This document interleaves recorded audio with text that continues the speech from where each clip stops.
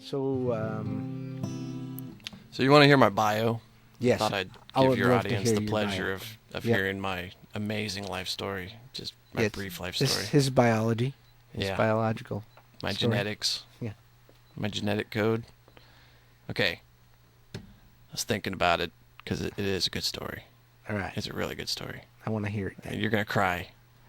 Well, can someone bring me a box of tissues, please? You're going to One need of some the tissues. hovering assistants that are all around here And in our So- massive corporate like structure here. I was conceived in September of 76. And I was born on Friday the 13th, 1977. And my dad had a pact with somebody else at the hospital that they're trying to bet who could actually be born on 7/7/77. But then I, missed the lucky 7 and went straight for Friday the 13th. And it is a month before Elvis died. Get those tissues out. And, I'm already teary about Elvis himself. So. And T-Rex is, when he wrapped his car around that tree. And when I was 8 weeks old, I was in the Blue River flood when I was 8 weeks old. You were in flood. Yeah. Like, my folks went and saw Star Wars the night before. Mm. And everybody's telling them, get out. The water's rising, And they just didn't listen. They said, oh, it didn't never get up to here. And it did. And the dog came in and came around the bed and was licking my dad's hand. And my dad was like, get out of here. And then when he pushed the dog's head away, he felt water right beside the bed. And he's like, whoa, better get up. And then by the time we got out of the house, this guy in a boat came by. And by the time we got into the boat, the water went past the door. And by the time we were leaving in the boat, they drove over the top of my parents' MG. Their MG convertible. So it was, that close. That close. And it basically is a, chain of events like that led up to today. Flood after flood. Metaphorically speaking. Catastrophe after catastrophe. Inspiring catastrophes, yes. Strings of massive inspiring catastrophes. Yeah, but they got this like tax incentive from the flood and ended up being able to buy this huge house or build their own house like out in the woods, and it was 3 clicks from the Jesse James farm. So I was like, 3 click, yeah, click, click, click, click. yeah. Well, that's what they call the farm, Mm-hmm. and it's a lot of fun growing up out there. A lot of violence, a lot of drugs, a lot of alcohol. That's standard American fun. Yeah. And, summer jobs at the tobacco farm. And then eventually I got to Kansas City and I started learning about, blues and jazz and, start really getting into music more. It is a great city. It has a great history for jazz especially. Like, what was Charlie, what's his name? Saxophone player. Charlie Parker? No. Nope. Maybe. The Bird? Charlie Parker, the saxophone player? Yeah. Birds, Bird. Charlie Parker. There you go. Yeah. Yeah. No. Oh, yeah. Yeah. Well, the fucking freaking mayor, Yep. he spent $100,000 on a saxophone, and it turned out not to be the right one. The funky mayor. Yeah. That funky mayor.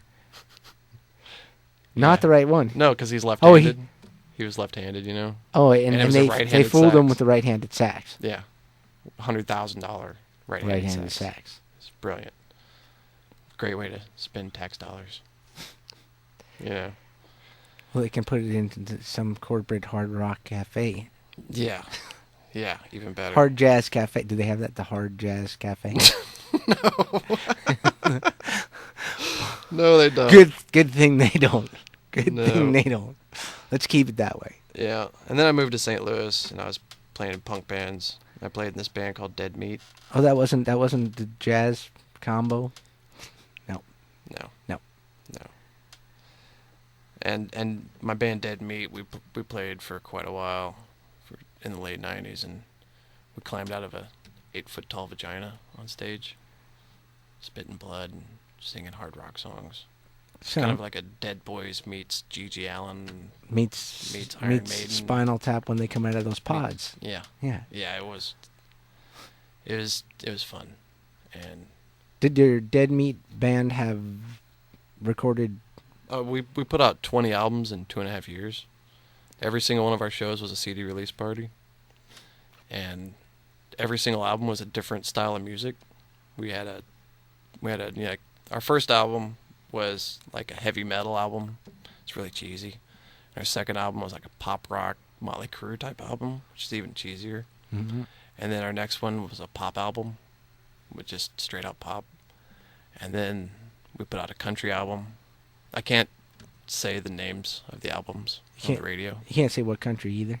I can't say what country it is in either. Okay, good. Because most of well, us are wanted. People so. can they research this on the Yeah, internet it's under all- Dead Meat? Yeah, under you Dead can Meat. listen to 22 tracks are online available.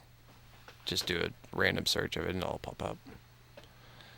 But it was a lot of work. It was a lot of fun though. And I got some bad news. About a month ago, the singer passed away. It's a good time. Sorry. He went out in style, so it's a good thing.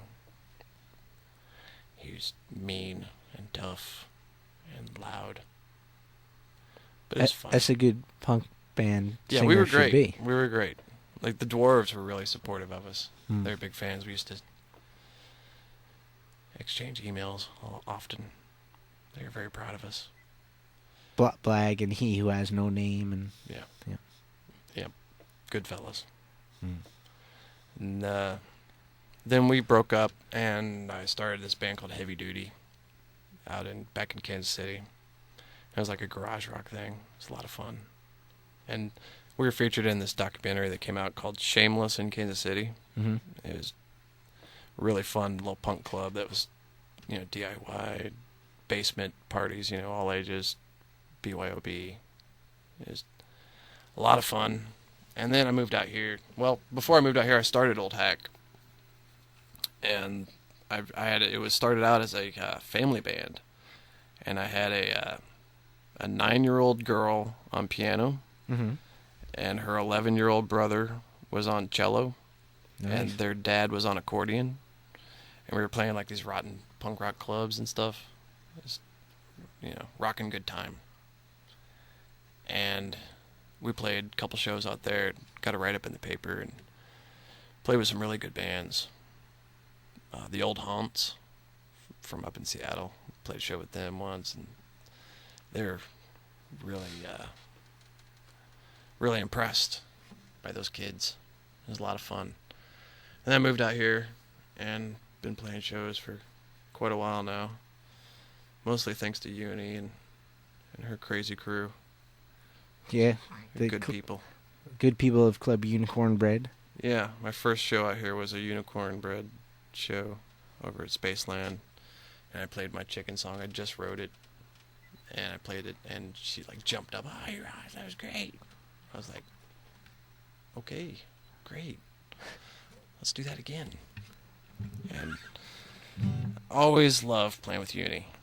All of her shows are just her collection of bands is just amazing. Yeah, the Apple Pie Hopes that we were playing before is one of her. Absolutely. I discovered them through Uni too, and you discovered you through going. And Bortz Menorts. Bortz That guy's a Menorts. hoot, man. Whoa. That guy is a hoot. Yeah. Some amazing stuff. But yeah, I'll play. I'm done talking now. Okay, what are you gonna play? Which one?